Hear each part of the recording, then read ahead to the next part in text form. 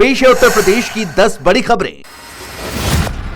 राजा भैया की रानी जब लखनऊ की सड़कों पर आई तो सत्ता के गलियारों तक खलबली मच गई। जी हां, ये सच है, क्योंकि सिल्वर ओक अपार्टमेंट के बाहर देर रात भवानी सिंह का गुस्सा कैमरे में कैद हुआ और सोशल मीडिया पर छा गया। बताया जा रहा है कि भवानी सिंह मां से मिलने आई थी, लेकिन बहन ने दरवाजा नहीं खोला। हालांकि मामले की सूचना मिलते ही पुलिस भी मौके पर पहुंच गई और राजा भैया की पत्नी को समझा बुझाकर वापस भेज दिया। फिलहाल इस मामले में भवानी सिंह या उनकी बहन साध्वी सिंह की ओर से कोई आधिकारिक बयान नहीं आया। अगर आपके पास भी 10 साल से ज्यादा पुरानी गाड़ी है तो सावधान हो जाइए, क्योंकि दिल्ली के बाद अब नोएडा पुलिस भी एक्शन मोड में आ गई है। पुलिस टीम ने 10 पेट्रोल और 13 डीजल वाहन सीज कर दिए हैं। इसके साथ ही बहानेबाजी करने वाले लोगों को भी पुलिस की सख्ती देखने को मिली।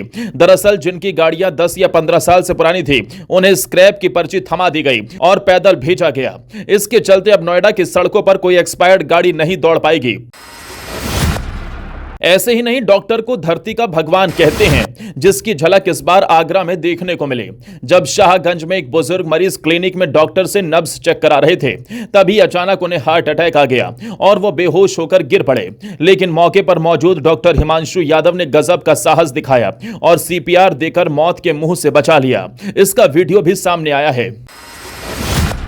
अब आपको बहुत सावधान होने की जरूरत है, क्योंकि साइबर फ्रॉड की घटनाएं हाल के दिनों में तेजी से बढ़ी हैं। ठग नए नए तरीके इजाद कर लोगों की जेब पर डाका डाल रहे हैं। इस बीच भदोही से एक ऐसा मामला सामने आया जो आपको भी हैरान कर देगा। दरअसल साइबर फ्रॉड ने एक खौफनाक नया हथकंडा अपनाया। अब शातिर ठग बच्चों की गुमशुदगी को पैसा कमाने का जरिया बना रहे हैं। जैसे ही परिजन थाने में रिपोर्ट दर्ज कराते हैं, वैसे ही ठग हम पुलिस वाले हैं बनकर कॉल करते हैं और कहते हैं कि बच्चे की लोकेशन मिल गई। फिर लोकेशन देने के नाम पर ठगी करते हैं। वहीं पुलिस ने लोगों से सतर्क रहने की अपील की है। योगी राज में माफिया हो या लुटेरा, अब कोई नहीं बचेगा। इसकी झलक लखनऊ में देखने को मिली, जहां गोमती नगर में यूपी पुलिस ने मुठभेड़ के बाद 1 लाख के इनामी बदमाश को दबोच लिया है। डीसीपी शशांक सिंह की टीम की अगुवाई में ग्वारी गांव में यह ताबड़तोड़ कार्रवाई हुई। गिरफ्तार आरोपी लखीमपुर खीरी का रहने वाला है और उस पर 25 संगीन आपराधिक केस दर्ज हैं। हाल ही में इसने लखनऊ में 3 लूट की वारदातों को अंजाम दिया था। अगली खबर भी लखनऊ से है, जहां नशे के खिलाफ योगी का बड़ा एक्शन हुआ है। बताया जा रहा है कि लखनऊ के काकोरी क्षेत्र में एसटीएफ और काकोरी पुलिस ने एक पॉली क्लिनिक में छापेमारी की, जहां नशीले कारोबार का गोरख धंधा चल रहा था। इस दौरान टीम ने करीब 1 करोड़ 18 लाख रुपए का नशा बरामद किया, जो बोरियों और बैगों में भरकर बाहर निकाला जा रहा था। करीब 2 घंटे चली इस रेड में कई अहम दस्तावेज भी मिले हैं। जहां हौसले बुलंद हो वहां कोई भी सरहद बड़ी नहीं होती। इस बात को सही कर दिखाया है वाराणसी की बेटी ममता पाल ने, जिन्होंने न सिर्फ देश बल्कि विदेशी धरती पर भारत का मान बढ़ाया है।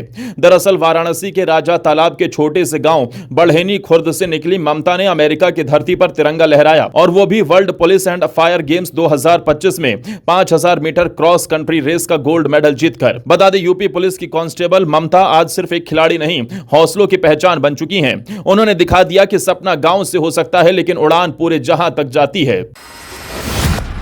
योगी राज में अब नोएडा के गांव भी स्मार्ट सिटी के हमसफर बनेंगे। दरअसल ईडा ने नोएडा के 107 गांवों की तकदीर बदलने का ब्लूप्रिंट तैयार कर लिया है। करीब 61 करोड़ रुपए की लागत से विकास कार्य शुरू हो चुके हैं। 29 गांवों को स्मार्ट विलेज के तौर पर बदला जा रहा है, जिनमें से 8 गांवों में काम पूरा भी हो चुका है। 11 में 90 करोड़ की लागत से कार्य जारी है और बाकी 10 की डीपीआर तैयार है। अब गांवों में ई लाइब्रेरी, स्मार्ट लाइटें, चौड़ी सड़कें, साफ सुथरे तालाब और आधुनिक स्कूल होंगे।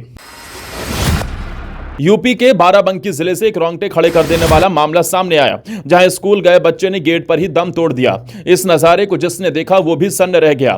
बताया जा रहा है कि गर्मी की छुट्टी के बाद स्कूल के पहले दिन गाड़ी से बच्चा उतरा, बैग कंधे पर टांगा और जैसे ही गेट की ओर बढ़ा जमीन पर गिर पड़ा। इसके बाद उसे अस्पताल ले जाया गया, लेकिन रास्ते में ही बच्चे ने दम तोड़ दिया।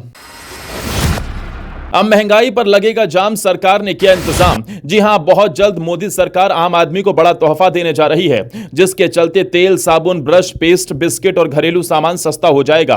खबर है कि इनकम टैक्स में छूट के बाद अब जीएसटी में भी कटौती हो सकती है। रोजमर्रा की चीजों में 12% से घटाकर जीएसटी दरें कम करने पर सरकार विचार कर रही है, यानी जेब पर कम बोझ पड़ेगा और घर का बजट भी बेहतर होगा।